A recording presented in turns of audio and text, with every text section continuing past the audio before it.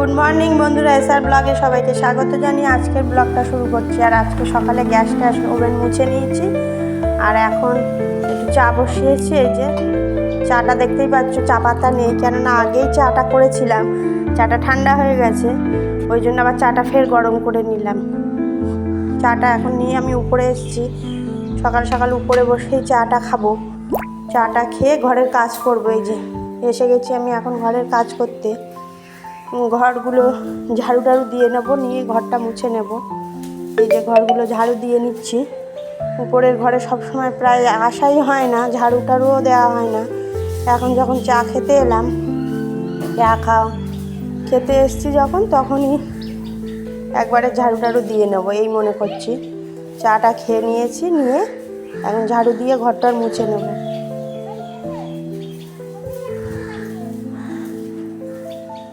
এই যে ঘরগুলো পুরো ঝাড়ু দিয়ে নিচ্ছি, নেওয়ার পরে মুছে নেব।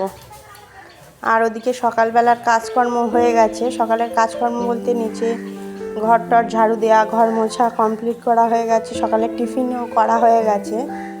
সকালের টিফিনে রুটি আর আলুর তরকারি করেছিলাম। সবাই খেতে দিয়ে দিয়েছি, সবার খাওয়াও হয়ে গেছে। আর এই যে এখন ঘরটা ঝাড়ু দিয়ে মুছে নিচ্ছি। আর আমার বাজারও এসে গেছে। শাশুড়ি মাকে বলেছি যে বাজার এলে মাছটা কাটতে, তাহলে দেখাবো তোমাদের। মাছটা আসলেই তোমাদের সাথে দেখাবো। আর ততক্ষণে উপরের ঘরগুলো ঝাড়ু দিয়ে মুছে নিই।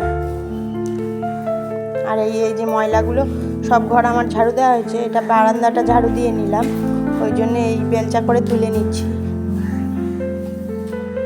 আবার সব ঘরে টেনে টেনে ময়লা নিয়ে যাই না, যেই ঘরটা ঝাড়ু দিই ওই ঘরের ময়লা ওই ঘর থেকেই তুলে ফেলে দিই। এই যে ঘরটা ঝাড়ু দিয়ে সব ময়লা টয়লা হয়ে গেছে। আর ওর ঝাড়ুর আগায় একটু চুল বেঁধেছিল, ওই জন্য আমি সেটাও ছাড়িয়ে দিলাম।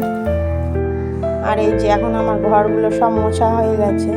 এই ঘরটাও মোছা হয়ে গেছে। এই ঘরটায় মাল থাকে বলে বেশি মোছা হয় না বা দেখানোও হয় না। আর এই যে বারান্দাটা সব মুছে নিয়েছি, সানসেটগুলোও মুছে নিয়েছি। আর এই যে মাছ নিয়ে আসছে। আর এই আমার ছোটো মেয়ে এসেছিলো মাছ কাটা দেখতে। ও অনেক বেলায় উঠেছিল, প্রায় 9:30 বাজে, তখনই উঠে গ্লাস নিয়ে বসে রয়েছে। আর এই যে এই মাছগুলো আমরা জানি না নাম, সামুদ্রিক নদীর মাছ হবে, সমুদ্রের বা নদীর মাছ টাছই হবে, নাম জানি না। নিয়ে এসছে শ্বশুর মশাই, তাই আমি শাশুড়ি মাকে বলেছিলাম যে কেটে দিতে। উনি মাছ নিয়ে বসে পড়েছেন মাছ কাটতে। আর এই বন্ধুরা মাছ কাটা হয়ে গেছে, অনেকক্ষণ রেখে দিয়েছিলাম। ধুয়ে টুয়ে রেখেই গেছিলেন আমার শাশুড়ি মা, দোকানে চলে যাবে, তাই জন্য ধুয়ে টুয়ে রেখেই চলে গেছিলেন। আর আমি এদিকে কাজ সেরে নিলাম, ঘরটার মুছে একবারে স্নান করে পুজো দিয়ে তারপরে এখন রান্নাঘরে এলাম। আর তার আগে তরকারিগুলোও কেটে নিচ্ছি। আর এই এখন মাছগুলো ভেজে নিচ্ছি, মাথাগুলো ভেজে নিচ্ছি।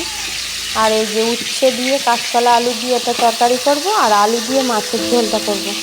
আজকে সিম্পল খাওয়া দাওয়া, আর বেশি কিছু হাবিজাবি করব না। মাছ সব ভাজা হয়ে গেছে। আর এই দেখো তরকারিটাও হয়ে গেছে আমার। এই যে মাছ আলু দিয়ে তরকারি করেছি, উচ্ছে কাঁচকলা দিয়ে তরকারি করেছি, হয়ে গেছে খাওয়া দাওয়া। আর এই এখন বন্ধুরা দুপুরবেলা এই এখন চালতাও সময়, তাই এই চালতা নিয়ে এসেছিলো বাজার থেকে, তাই মনে করলাম খাওয়া দাওয়ার পরেই করব সব কাজকর্ম সেরে, তার জন্য এই চালতা নিয়ে এসছে। এই চালতাটা কেটে নিয়েছি এই যে। আর এই এখন একটু আচার মতন করে নেব। চালতার টক যেটা রান্না করলে ওটা কেউ ভালো খায় না, ওই জন্য আচারটা করলে অনেক দিন রেখে খাওয়া যায়। আর আমি তো টক খেতে ভালোই বাসি, ওই জন্য চালতার আচার মতন করে রাখবো। চিনি দিয়ে জাল দেবো। এই যে 5 ফোড়ন, শুকনো লঙ্কা ফোড়ন দিয়ে আর চিনি দিয়ে জাল দিয়েছি, তার আগে একটু ভাপিয়ে নিয়েছিলাম। এই যে আচারটা হয়ে গেছে। টাটা বন্ধুরা, ভিডিওটি যদি ভালো লাগে থাকে লাইক করবেন।